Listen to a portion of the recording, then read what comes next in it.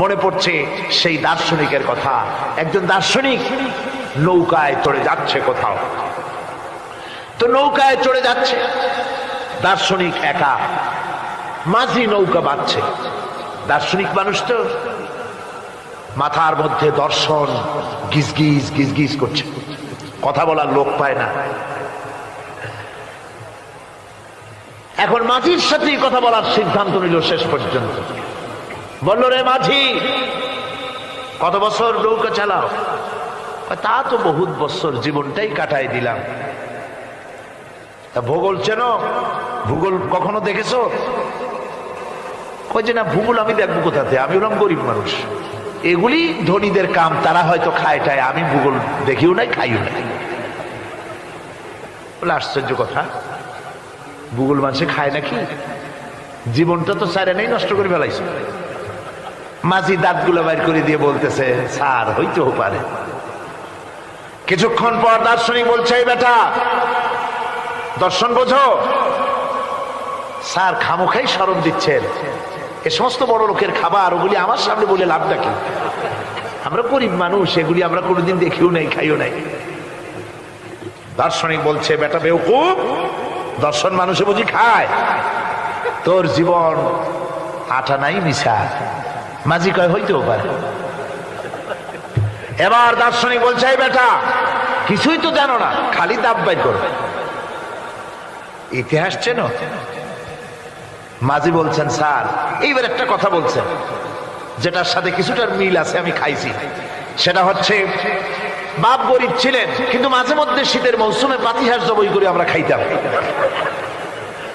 আর বিবাহের সময় শ্বশুর বাড়ির রাজহাঁস জবাই করে খাওয়াইছিল, কিন্তু ইতিহাস তো খাই নাই, ওইটা কোথায় পাওয়া যায়? দার্শনিক বলছে, বেকুব বেটা, ইতিহাস আর পাতিহাঁস বুঝি এক? তোর জীবন তো 12 আনাই মিছা। মাঝি কয়, হইতেও পারে। কিছুক্ষণ পর উত্তর দিকে কালো মেঘ উঠেছে, আকাশ থমথমে ভাব, নদীর ভিতরে তুফান সৃষ্টি হয়েছে। মাঝি বলছে, স্যার সাঁতার জানেন?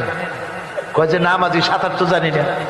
মাঝি কয়, স্যার ভূগোল, দর্শন, ইতিহাস 3 সাবজেক্টে আমার জীবন 12 আনা মিছা, এখন তো দেখি এক সাবজেক্টে 16 আনাই মিছা আপনার। আমার তো 4 আনা আছে, 12 আনা ফেল, 4 আনা তো আছে, ওই 4 আনা দিয়ে আমি সাতরায় কেনারায় উঠে যাব, আর ইতিহাস দর্শন পাতিহাস খাইয়ে ডুবে মরমিয়া। এবার দার্শনিক বলছে, আরে মাঝি, মানুষকে এরকম নৌকো ডুবে মরে নাকি? কয় মরে না, আমার বাপ এই নৌকার মাঝি ছিল, তারপরে এই নৌকা বাইতে বাইতে আমার বাপ এই নৌকার মধ্যে মরছে ডুবিয়া। আচ্ছা, তোমার দাদা?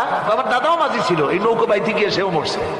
তোমার নানা? আমার নানাও এরকম নৌকা বাইয়া এরকম মাঝি হয়ে মরছে। দার্শনিক কয়, তুমি তো দারুণ বেহায়া, যে নৌকায় তোমার বাপ মরলো, দাদা মরলো, সেই ব্যবসা তুমি ছাড়তে পারো নাই, তুমি তো দারুণ বেহায়া।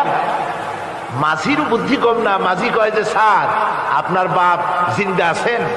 কয় না, মারা গেছেন। কোথায় মরছে? ঘরের মধ্যে খাটের উপরে চিত হইয়া আরামসে মারা গেছে। আপনার দাদা? বলে তিনিও ঘরের মধ্যে বাস, ওইখানেই ঘরের মধ্যেই মারা গেছেন, খাটের উপরে। আপনার নানা? উনিও ঘরের মধ্যে চিত হইয়া আরামসে মারা গেছে। মাঝি কয় যে, আপনিও তো বেশরম কম না, যে ঘরের মধ্যে আপনার দাদা মরলো, নানা মরলো, গোষ্ঠী মরলো, সেই ঘরটা তো এখন আপনি সারতে পারেন নাই। এর দ্বারা মাঝি বুঝাইতে চাইল এই কথা, দার্শনিক সাহেব, মৃত্যুর জন্য সময় হলো আসল কথা। সময় যখন এসে যাবে, সে যে জায়গায় হোক, মৃত্যু তাকে ছাড়বে না। মৃত্যু যখন আসবে, জায়গায় পৌঁছতে হবে, আর সময় যখন আসবে, 1 মুহূর্ত আগে পিছু করা হবে না। মউত আসার সাথে সাথে আজরাইল তার সামনে এসে যাবে, 1 মুহূর্ত বাঁচতে পারবে না। সুতরাং মুমিন ব্যক্তি, তার দিলের মধ্যে মৃত্যু সম্পর্কে ওই ধরনের চিন্তা থাকবে না, পরান্ডা নিয়ে কোন রকম নিবাসী এরকমের চিন্তা থাকবে না। জীবন আল্লাহ দিয়েছেন, আল্লাহ নিবেন, সময় আসলে 1 মুহূর্ত দেরি করা হবে না। সুতরাং সেই জীবনটা যিনি দিয়েছেন, তার রাস্তায় যাওয়ার জন্যই সে তৈরি থাকবে। এটা হলো মুমিনের কোয়ালিটি। আমার বন্ধুগণ, এরপরে মুমিনদের ভিতরে আরেকটা জিনিস হবে, সেটা হচ্ছে